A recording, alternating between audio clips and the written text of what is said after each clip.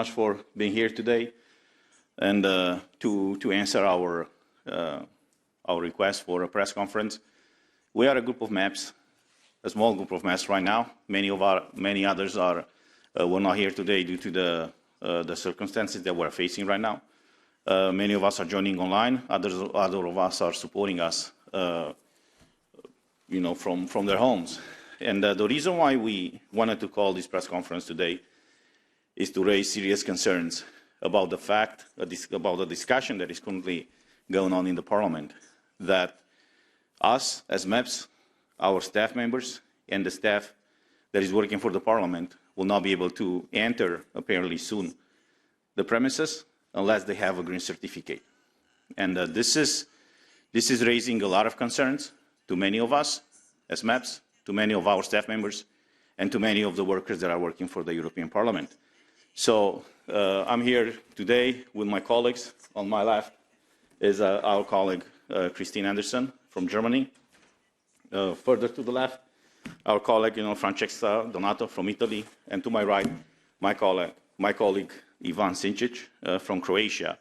We are from different political groups. We have other members from the left to the right spectrum of the political groups that are all concerned about this problem, about this issue, that the basic fundamental rights of us, of our assistants, I say, of the staff members, and nevertheless of the European citizens are deeply under threat right now. And before I go any further, I would say what I personally have to say. I want to introduce my colleague, Christine Anderson.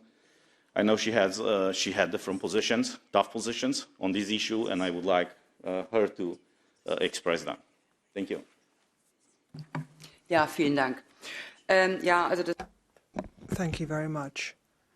The main problem,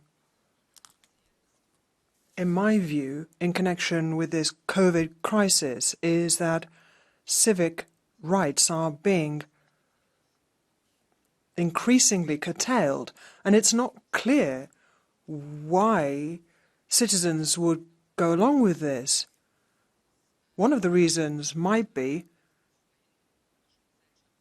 and this is one of the disadvantages of free democratic societies, that you always reach a point at which you believe that democracy and the rule of law and freedom are somehow God-given, that they've always been there and that they will survive.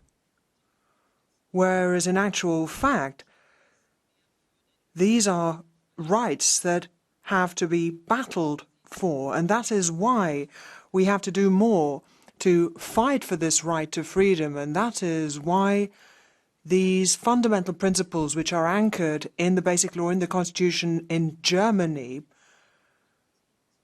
should not be viewed as privileges which are given by the government and can then be withdrawn.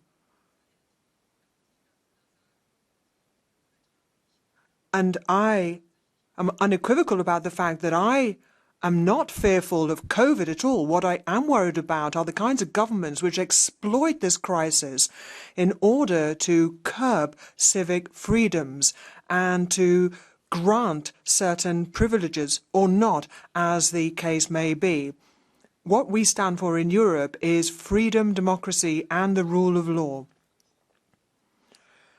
And there can be no reason for those rights being curtailed by governments. That is the real problem here. That is a problem we need to deal with. Make it clear to the people of Europe that they should not tolerate this for a moment longer. Thank you. Francesca? Thank you very much to you all. It's very important for me to be here today. I think that all that my colleague Christine has said is really important. We have a really terrible situation in Europe today because, as she said, human rights are not respected. We have the European Charter of Human Rights, which has the full value of a treaty and should be taken into account by all national governments while writing their laws. But in fact, it's obliterated today because fundamental human rights, such as human right to individual freedom, to employment, equality, education, health, free expression of thought, are seriously violated. And all over Europe, peaceful protests are violently repressed. So we had in Europe, the European Union and the European Parliament introduced a COVID certificate just to facilitate movement between member states and with the purpose to avoid any discrimination against not vaccinated people. But whereas the Italian government and other national governments in Europe have introduced a compulsory COVID certificate for every social activity, such as entering public premises or traveling inside the countries, or for, in Italy, just also employment, university education, and so on. They just make a big discrimination between vaccinated people and unvaccinated, because we have the introduction of an absolute presumption of infectivity for non-vaccinated people and of non-infectivity for vaccinated people that are both scientifically unfounded. And so we are forcing citizens to receive invasive and risky health treatment, because the informed consent that citizens are obliged to sign to receive the vaccines is not free. It's a constrained consent. So even when people have medical contraindications for receiving vaccines, they are obliged to do that. They are forced to do it because they would lose the job, would lose their fundamental rights if they don't. And when these people have adverse effects, even very severe adverse effects, they don't receive any free assistance. Even the reports of adverse effects are very rare. So the data of adverse effects that we can read on papers are just underestimated. So we have a medical issue which has turned into a democratic issue. We must today, I think, all stand for the defense of human rights in Europe. And we must do it all together, and we must do it now. We can't wait any longer, because a lot of people are suffering, are losing their jobs. A lot of families are losing their right to have money to live. And this involves not only national citizens, such as Italians or French people, but also foreign ones who work and live in other countries in the European Union, where the right of establishment for workers and the right of circulation is one of the founding rights of the European unity and the European Union. So I call for stopping violently repressing demonstrators, just listening to demands from people, and let's give back to people their right to live a full life with all the human rights, without any more distinction between vaccinated and unvaccinated people. Let's treat everybody as human beings, as our Chart of Human Rights obliges us to do. Thank you. Thank you, Francesca. Ivan, you have the floor. Thank you very much. Thank you all for coming.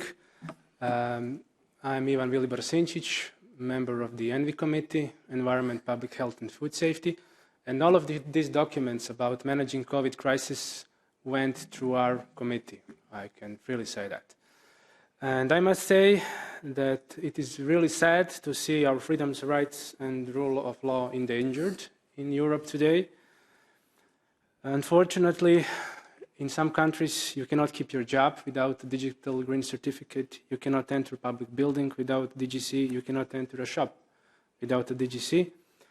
We are facing now, on the contrary, more and more evidence in practice and more scientific research and evidence that people carrying DGC can indeed infect other people.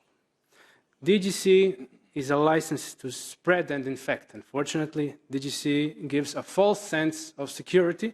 DGC is completely illogical, it's non-scientific, and it must be abandoned. I fully support the staff of the European Parliament in their positions, the positions of non-discrimination, non-segregation, the freedom to come to the workplace. This is their workplace, along with us, the MEPs.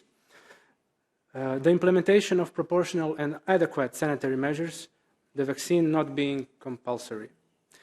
100% teleworking offered for vulnerable staff, free and informed consent, as my colleague said, which are prescribed with various international documents from Oviedo Convention, Nuremberg Code, resolutions of Council of Europe. We have Council of Europe right there, a few meters from this Parliament building. Free and informed consent, a right which belongs to individual freedoms to decide whether or not to say yes or no to a medical act of any kind, medical treatment of any kind. A message to the staff is simple. You're not alone, and fight for your rights, and we are fighting along with you. Thank you. Thank you, Ivan. I want to quote something precisely from the regulation that was voted a few months ago that imposed all across Europe this green certificate. The paragraph 46 of that regulation states the following, and I quote, "This regulation respects the fundamental rights and observes the principles recognized in particular by the Charter of Fundamental Rights, including the right to respect for private life and family life, the right to the protection of personal data, the right to equality before the law and non-discrimination, the right to free movement, and the right to an effective remedy. Member States should comply with the Charter when implementing this regulation."